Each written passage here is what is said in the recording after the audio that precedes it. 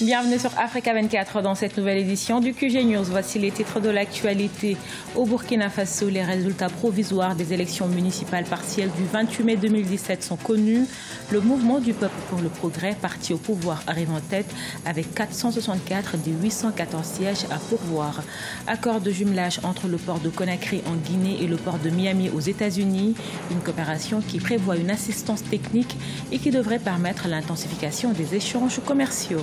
Et puis focus sur Delivery à 10, un service de livraison de nourriture qui fait augmenter les chiffres d'affaires des restaurants présents dans la capitale éthiopienne. Mais tout d'abord, en Côte d'Ivoire, le chef d'état-major de l'armée visite des casernes militaires. Première étape ce mercredi 31 mai, les villes de Korogo au nord, Bouaké au centre, Daloa à l'ouest et San Pedro au sud-ouest.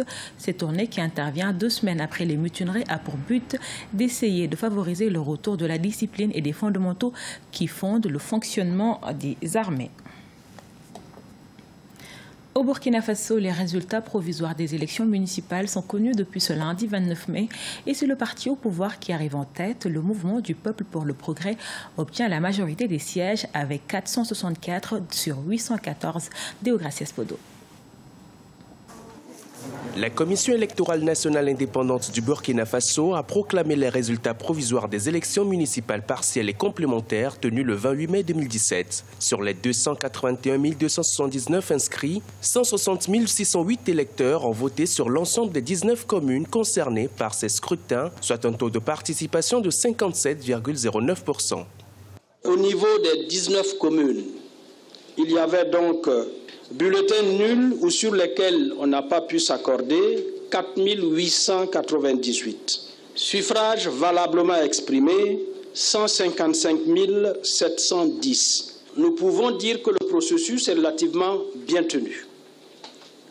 Une action humaine n'étant par essence imparfaite, il y a des réglages à faire et nous allons nous y atteler. Au total, 19 partis politiques et un regroupement d'indépendants étaient en course dans les 19 circonscriptions électorales du pays. Selon les résultats provisoires, c'est le mouvement du peuple pour le progrès, le parti au pouvoir, qui s'en sort donc grand vainqueur en arrivant en tête dans 16 des 19 communes. Les résultats qui sont sortis de ces élections voient l'application d'un phénomène qui est celui où les populations penchent pour celui qui est au pouvoir déjà. Dans un contexte de précarité et de pauvreté, les populations font des choix utilitaristes où les électeurs pensent établir une certaine cohérence de l'action, de la gouvernance et du développement local.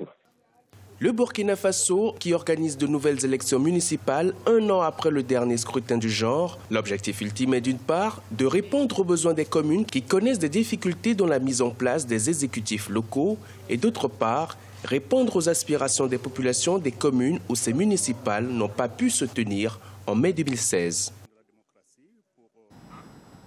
Le port autonome de Conakry en Guinée poursuit sa dynamique d'ouverture aux grandes infrastructures portuaires du monde. Les autorités ont procédé à la signature d'une convention de jumelage avec le port de Miami aux États-Unis, une coopération basée notamment sur une assistance technique. Reportage en Guinée de notre correspondant Emmanuel Milimono. Le port autonome de Conakry poursuit sa dynamique d'ouverture au monde et ainsi accroître son positionnement géostratégique dans la sous-région. Après le port de Wilmington, c'est désormais celui de Miami aux États-Unis qui s'ouvre à la Guinée et inversement. Un accord de jumelage signé récemment entre les deux parties permettra notamment à la Guinée de pouvoir exporter ses produits agricoles sur le marché américain. C'est le début d'une collaboration qui va permettre de créer des actions, de faire des activités où toutes les deux parties vont gagner et des actions gagnant-gagnantes. Nous avons identifié par exemple la formation. Vous savez, en la matière, nous pouvons beaucoup tirer du port de Miami. En matière de sécurité aussi, nous pouvons beaucoup tirer du port de Miami. Nous pourrons ensemble avec les dirigeants du port de Miami trouver les ressources et les compétences pour que le port de Conakry surtout soit renforcé. Le port de Miami est l'un des plus grands ports à conteneurs aux États-Unis et l'une des plus grandes plateformes portuaires au monde. Avec la signature de cet accord, c'est une nouvelle ligne maritime qui s'ouvre entre les deux pays. La Guinée, qui poursuit la diversification de son économie avec la promotion de nouvelles cultures de rente, agrandit ainsi son marché. Nous pensons que nous pouvons apprendre du port autonome de Conakry et vice-versa. Notre coopération ouvrira une ligne maritime entre nos deux ports et sera bénéfique pour nos deux pays. Le port de Miami est disposé à accueillir des produits en provenance de Conakry et le but principal est d'intensifier les échanges commerciaux entre Conakry et Miami. En plus, nous serons une porte d'accès pour la Guinée à l'ensemble des États-Unis d'Amérique. Le port autonome de Conakry a enregistré ces dernières années des travaux de rénovation et d'agrandissement de sa plateforme. Le pays accroît ses exportations, notamment dans le domaine des mines et actuellement l'agriculture qui connaît une croissance progressive. L'accès à des grandes infrastructures portuaires au monde facilite l'écoulement de ces produits et engrange ainsi des revenus en devises. Quand les déchets deviennent utiles, c'est l'objectif d'une initiative citoyenne lancée par des jeunes au Sénégal et transforme les déchets en mobilier, et objets décoratifs des structures fonctionnelles destinées aux écoles et autres lieux publics. Siam Le Victoria Sedji. Dans une école de Keur Moussa, à 40 km de Dakar, la capitale sénégalaise, des élèves travaillent sur un projet de recyclage. Objectif, transformer les vieux pneus et les déchets en structures fonctionnelles pour les écoles et les lieux publics. L'initiative citoyenne, portée par un groupe de jeunes, a permis de construire plusieurs bancs et tables ou autres objets décoratifs. Le projet espère sensibiliser davantage de jeunes à la gestion de déchets. Là, je peux dire, au début de l'école, il n'y avait pas de poubelle. Mais depuis qu'on a commencé à faire ces bancs en recyclage, ils ont commencé à amener des poubelles. Et donc, on dit carrément que le déchet, c'est-à-dire on achète une boisson, on boit et on jette la bouteille. C'est pas ça. Ce qu'on a jeté, c'est plus important. Donc là, je peux dire, ils comprennent que les déchets vont ceci, mais pas par là, pour en refaire quelque chose d'utile. 400 tables et bancs colorés ainsi qu'une douzaine de pots de fleurs ont déjà été fabriqués avec 900 pneus de voiture et 60 tonnes de déchets. À l'école secondaire de Keur Moussa, 7 bancs ont déjà été installés. Oui, c'est important que l'école soit propre parce que quand les hommes viennent ici, ils retrouveront l'école propre. Et ça, c'est très bien. Une école propre, c'est bien. Le Sénégal produit environ 2 millions de tonnes de déchets par an. Les autorités ont lancé plusieurs initiatives pour lutter contre la pollution, y compris une interdiction des sacs en plastique, mais les résultats obtenus sont encore minimes. Depuis environ 5 ans, plus de 16 000 pneus et 17 000 tonnes de déchets ont été recyclés et transformés par ce projet. Delivery Addis, c'est le nom d'un service de livraison d'aliments lancé en Éthiopie. Ce concept qui vise à développer le commerce électronique dans le pays permet également aux restaurants présents dans la capitale d'augmenter leur chiffre d'affaires. Marcel Farba-Maroun. Addis Abeba, capitale de l'Éthiopie.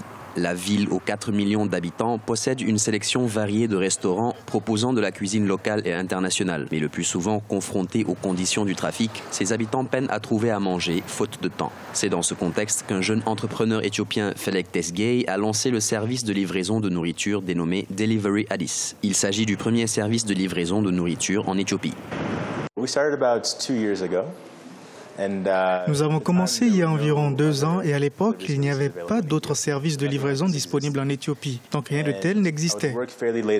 Un jour, en travaillant sur un projet jusque tard dans la nuit, j'ai eu faim et je me suis dit, je n'ai pas le temps de cuisiner, pourquoi je ne peux pas avoir cette nourriture sur place? Lorsque j'étais étudiant aux États-Unis, c'est ce genre de service que j'utilisais. C'est là que j'ai pensé qu'il était temps pour Addis Abeba d'avoir quelque chose de similaire. Delivery Addis a déjà enregistré 7000 livraisons en 2017 avec plus de 100 nouvelles signatures chaque mois. En fonction de la distance, le coût minimum est d'environ $3. Delivery Addis s'est fixé comme délai de livraison moins d'1 heure de temps. L'entreprise collabore avec une vingtaine de restaurants, dont Opium, un nouveau restaurant très populaire pour son mélange de plats de style américain et mexicain. Le premier jour, lorsque nous avons commencé à travailler avec eux, ils ont réussi à nous faire connaître à travers la ville. Quand le restaurant Opium a lancé ses activités, ils sont venus prendre des photos qu'ils ont mises sur leur site internet. Et là aussi, d'autres personnes nous ont découverts. Disposant d'une équipe de professionnels de l'informatique, de la logistique ainsi que des livreurs, Tesgay envisage de s'étendre vers d'autres types de livraisons. L'investissement dans le commerce électronique a augmenté dans des pays comme le Nigeria, l'Afrique du Sud et le Kenya. D'après les analystes, ce secteur est d'une importance capitale en termes de création d'emplois et d'innovation. Ce journal a été réalisé par l'ensemble de la rédaction. Nous vous remercions pour votre fidélité. Dans un instant, une nouvelle édition de l'actualité sur Africa 24.